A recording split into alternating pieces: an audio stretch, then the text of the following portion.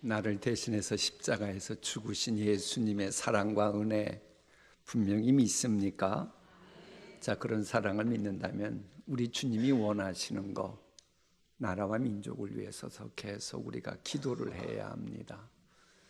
그 유럽 중세사를 보면 종교개혁이 막 일어나고 나서 이제 이곳저곳으로 복음의 역사가 퍼져나가기 시작합니다. 그때 영국의 왕이 에드워드 6세였어요. 이분이 기꺼이 가톨릭이 아니고 종교개혁 개신교 입장에 섭니다. 그리고 이제 그 다음 일을 엘리자베스 1세 여왕 역시도 개신교 입장에 서게 됩니다. 이 소식을 접한 우리 장로교회 신학의 들을 마련했던 깔뱅이 그때 어떤 성경을 주석을 하고 제발 이 말씀대로 나라를 다스리길 원한다 그래요. 그때에 주석했던 성경이 어떤 성경일까요? 확실히 여기 계신 분들이 눈치가 더 빨라요. 셀라는 가만히 있는데 지금 이사야 이야기하려고 그러잖아요. 바로 이사야서 주석을 하고 이렇게 헌정사도 이렇게 왕에게 바칩니다. 그러면서 나라와 민족을 꼭 이사야서 보면서 다스렸으면 좋겠다 그런 이야기를 합니다. 그러니까는 만신창이가 된 유다 나라도 구원이신 하나님 의지할 때에 소망이 있다. 그 이야기하면서 이사야서가 시작됩니다. 이사야라고 하는 말은 여호와께서 구원이시다, 구원은 하나님께 있다, 이런 의미를 갖고 있습니다. 사실 우리가 세상 살아가다 보면 넘어질 때도 있고 쓰러질 때도 있고 하나님 마음 아프게 할 때가 있어요. 우리가 넘어지고 쓰러지고 범죄한 이유가 무엇이든지 간에 분명한 것은 범죄하면 죄값을 치러야 합니다. 원치 않는 대가를 우리는 피할 수가 없어요. 바로 그럴 때에 구원해 주실 수 있는 유일한 분이 하나님이시다. 그게 이사야 이름 뜻입니다. 여호와는 구원이시다. 그래, 우리가 당분간 이사야 공동체 성경 읽기를 하는 동안 이 구원에 대한 그 생각을 잊지 말아야 되고, 이 구원을 위한 중보기도도 그렇고 나라와 민족을 위해서도 계속 기도해야 이사야서 제대로 성경 읽는 겁니다. 자, 우리가 읽게 될 이사야 선지자가 활동했던 때는 아수리의 공격으로 이미 북왕국은 망했고, 그리고 남유다 역시도 이제 풍전등화 위기에 있는 그런 상황이었습니다. 자, 그런 상황 되면 사사시대만 해도 참 오합지졸처럼 보였는데도 그들은 이거 위기다, 그러면 그때서라도 정신 차리고 하나님께 나아가 간구했고, 그래서 구원을 받았습니다. 그런데 남유다는 지금 위기거든요. 위기인데도 정신 차리지 못하고 하나님 눈밖에 나는 죄만 짓는 거예요. 그러니 하나님이 전혀 도움을 안 주십니다. 아니, 사사기 때 도와주셨던 하나님이 이제라 와서 왜 안 도와주실 이유가 뭐 있겠어요? 범죄하니까 더 이상 하나님이 도와주실 마음이 없으셨다고 하는 겁니다. 바로 그런 상황에서 이제 이사야가 만신창이가 된 나라의 비참한 현실을 말하면서 이렇게 만든, 특별히 위정자들, 지도자들을 막 신랄하게 비판하는 내용으로 이제 이사야서가 시작됩니다. 자, 이 말씀 읽으면서 우리가 적용해야 되는 건 그렇습니다. 우리도 하나님의 사랑이 분명 있는데도 외면하면 우리에게도 문제가 생긴다고 하는 겁니다. 사실 하나님은 이스라엘 민족을요, 친자식 키우는 부모의 심정으로 많이 챙겨줬습니다. 좀 더 정확히 말하면 독생자 예수님이신데 그 외아들을 사랑하는 듯한 그 사랑으로 하나님도 이스라엘을 사랑하셨습니다. 그러니까는 온 인류를 창조하신 만국의 하나님이심에도 유독 이스라엘만 편애한다고 하는, 오해받을 각오하시고 이스라엘만 챙기셨어요. 그러니까는 예국 그 밑에 학제받는 민족들이 많았거든요. 그 뭐 이스라엘만 어중이 떠중이 취급받았던 거 아닙니다. 근데 다른 민족들은 가만 놔두고 꼭 이 이스라엘만 하나님이 콕 집어가지고 절망의 땅, 고역의 땅에서 구출해 내셨거든요. 뿐만 아니죠, 젖과 꿀이 흐르는 땅, 약속의 땅으로 인도까지 하셨어요. 그리고 주인공 되도록 하나님이 힘도 실어주셨습니다. 그런데 이스라엘이 이런 은혜를 누리면서 이제 막 역사 무대에서 걸음마를 하기 시작하자마자 그때부터 이 하나님 품이 지겹다는 거예요. 애들이 막 엄마 등에 업히고 그럴 때는 조금만 떨어지면 울고 그러던 애가 조금 이제 걷게 되고 그러면 안아주려고 그러면 안긴다 그래요? 놔두라 그래요? 그와 똑같은 거예요. 하나님 품, 싫어요, 싫어요. 내가 알아서 갈게요. 그러면서 하나님의 관심과 사랑을 지겨워하기 시작했습니다. 여러분, 다른 사람이 내게 베푸는 사랑과 관심을 지겨워하면 무슨 일이 생기는 줄 압니까? 사람을 지겨워하면 상대방이 그걸 합니다. 그럼 그때부터 그 사람도 나와의 관계가 멀어지기 시작합니다. 그럼 이게 이제 이 사람 저 사람의 사랑 관심을 지겨워하기 시작하면 거기서 끝나는 게 아닙니다. 내 스스로가 이제는 상대방도 나를 사랑하지 않으니까 겹치면 나는 사랑받을 가치가 없는 존재인가, 이런 생각을 또 하면서 시험 들기 십상입니다. 아무것도 아닌 거 가지고. 거기서 끝나지 않습니다. 내가 남의 사랑과 관심을 거추장스럽게 여기다 보면 내 심리적인 방어 기제가 필요 이상으로 독해져 가지고 그때부터는 감정 표현을 않게 되면서 그 누군가와 친밀해지는데 문제가 생깁니다. 그러면서 이제 이런저런 후회를 그제서야 하는 거예요. 하물며 하나님의 사랑과 관심을 지겨워하니 어떻게 됐겠어요? 이런 일이 벌어지게 된 겁니다. 그러나 냉정히 말해 하나님의 간섭을 받지 않고 인간답게 사는 게 가능하나요? 가능하지 않습니다. 인간의 죄성을 너무 우습게 하는 거고 사탄 마귀를 너무나도 쉽게 생각한 겁니다.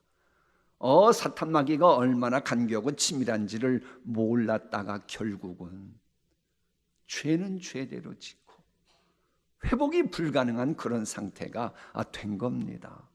하나님 내심을 체험하지 못하고 그러면서 종교 생활에 익숙해지는 매너리즘에 빠졌고, 그러다 보니 하나님이 계시지 않았고, 그러다 보니 사탄이 역사한 겁니다.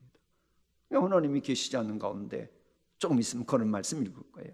너희들 제사 마음도 없잖아, 내가 그거 받겠어? 이런 식으로 하나님이 말씀하시는 겁니다. 자, 이런 상황이 됐습니다. 그 해결책은 뭐예요? 결자해지입니다. 결자해지. 그러면 인간들과 하나님과의 관계가 풀려야 돼요. 자, 또 물어봐요. 여러분하고 자녀하고 이렇게 관계가 틀어졌다고 가정해요. 여러분 가정이 그랬다는 게 아니고. 그러면 누가 먼저 손을 내밀어야 돼요?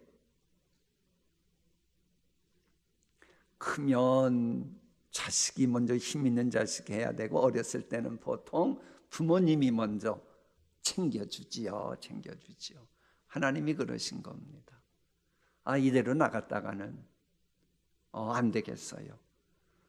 그러자 민족 전체가 타락하자 하나님의 심판은 필연적이잖아요. 이건 아니에요.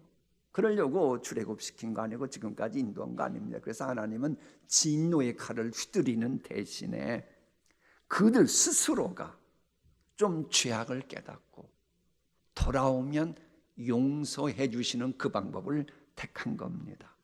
그래서 스스로 죄악을 깨닫고 알 수 있도록 변론하자 그런 겁니다. 변론의 배경이 이런 거예요. 야, 한번 이야기해보자. 대체 뭐가 문제인데 자꾸 왜 그러는 건데, 그렇게 변론하자고 하나님이 먼저 이렇게 제스처를 이사야를 통해 쓰신 겁니다.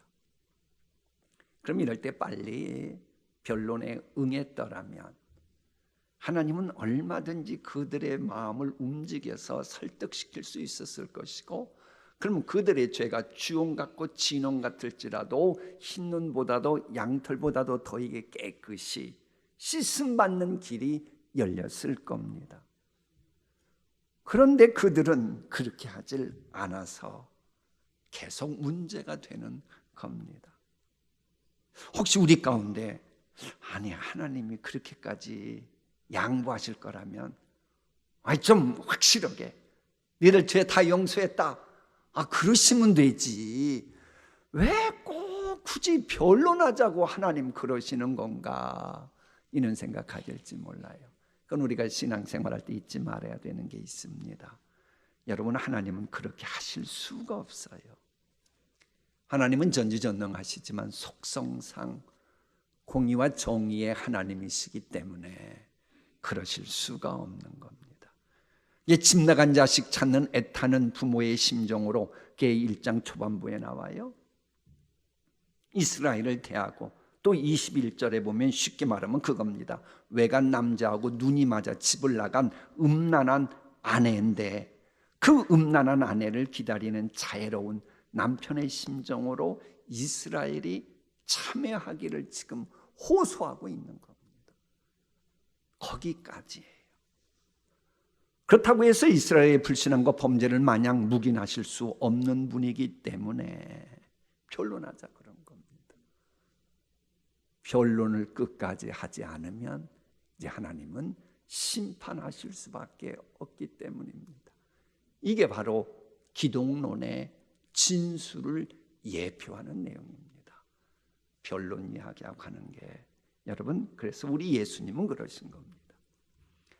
이 땅에 처음 오실 때는 온갖 죄악, 창기, 세리, 그들까지도 기꺼이 만나 주셨습니다. 그리고 복음을 전하셨어요.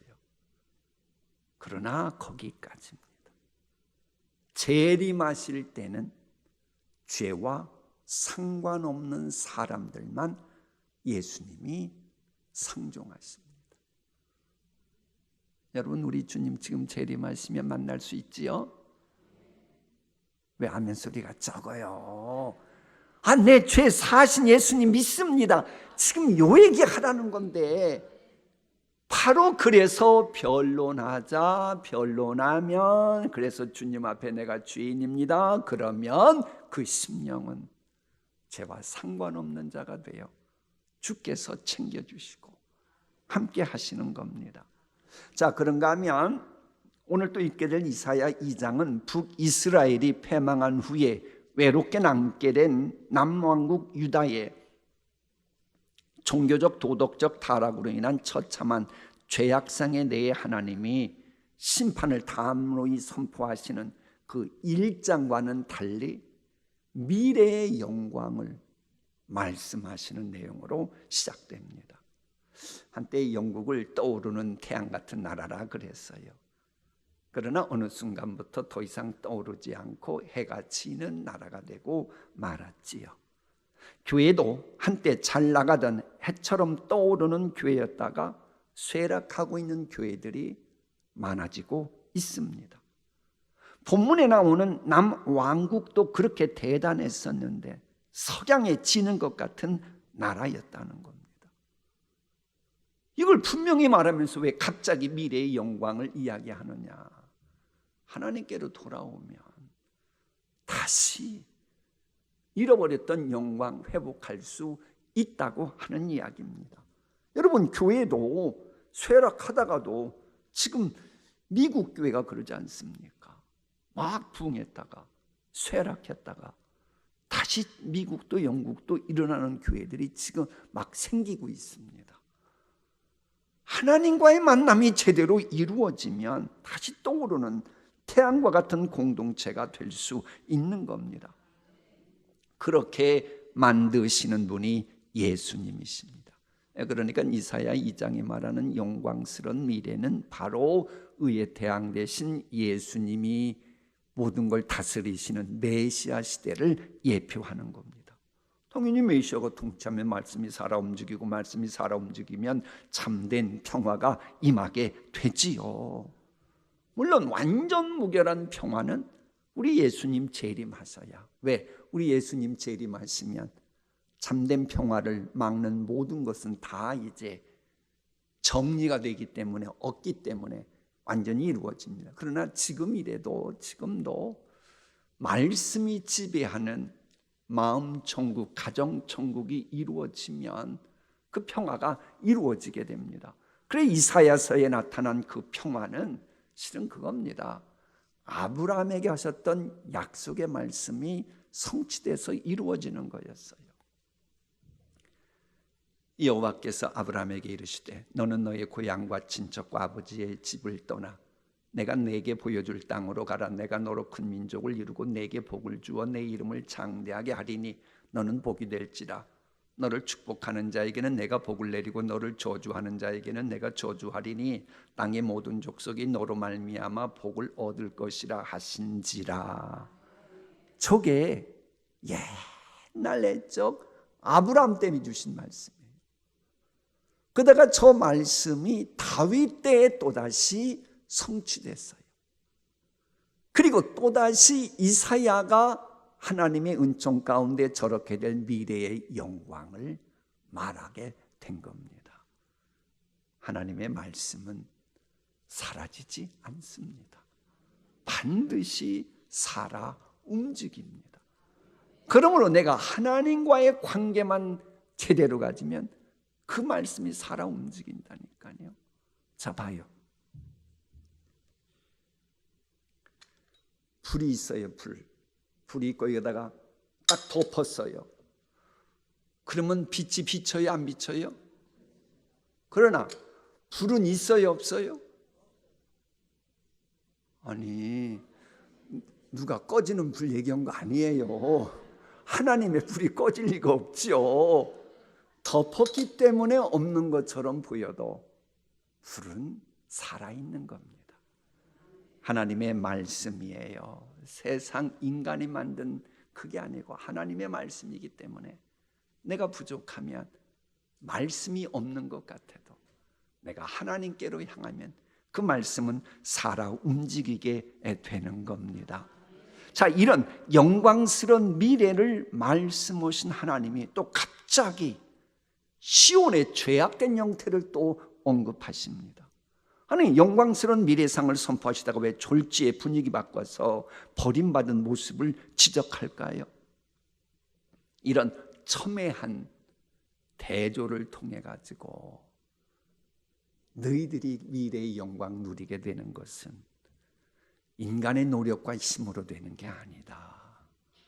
나 여호와의 도우심이 있어야지만 된다. 이걸 말씀하시기 위함인 겁니다. 그래서 급할수록 여호와의 빛에 행하라. 이런 말씀이 나오게 된 거예요. 여호와의 빛이 뭐예요? 여호와의 빛, 말씀이 빛이지요. 그러니까 여호와의 말씀대로 행한다라고 하는 겁니다.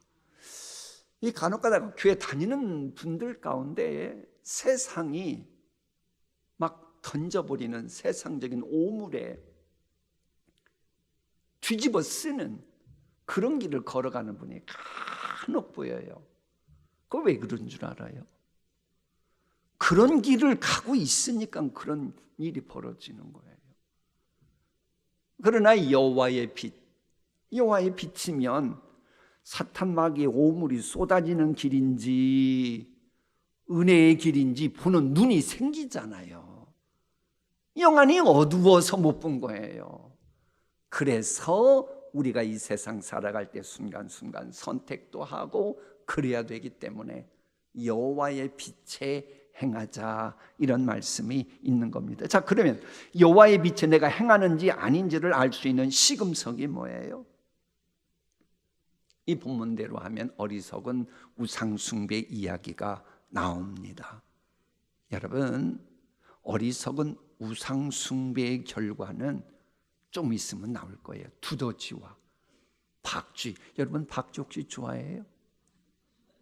배트맨 영화는 좋아해요? 그건 영화 볼 때나 그런 거지, 박쥐 좋아하는 사람이 어디 있어요? 두더지와 박쥐가 우글거리는 암굴과 토열 같은 데에 피신하는 결과를 맞이한다고 하나님이 경고하셔요. 우상숭배 한 자의 결과는 진짜 싫어하는 박쥐, 두더지가 우글거리는 그곳에서 살아야 된대요. 그럼 여러분, 우상숭배 하실래요? 안 하실래요? 하지 마시기 바랍니다. 그리고 인생을 의지하지 않는다고 말합니다. 인생을 의지하지 않는다, 이 말은 인간관계를 멀리한다 그 말이 아니고, 하나님보다도 인간을 더 믿고 신뢰하는, 그렇게 하지 않는다. 왜? 좀 이따 읽기에 의하면 인간의 호흡이라는 것 자체가 이렇게 끊어지면 흙으로 돌아갈 존재인데, 그러니까는 인간관계를 해도 인간은 사랑의 대상으로 관계하는 거지, 정말로 믿고 의지할 분은 하나님뿐이다. 하나님을 의지하는 그때부터 알곡 인생이 되는 변화가 시작된다. 이런 메시지를 마음속에 품고 오늘 말씀 읽으면 될 것입니다.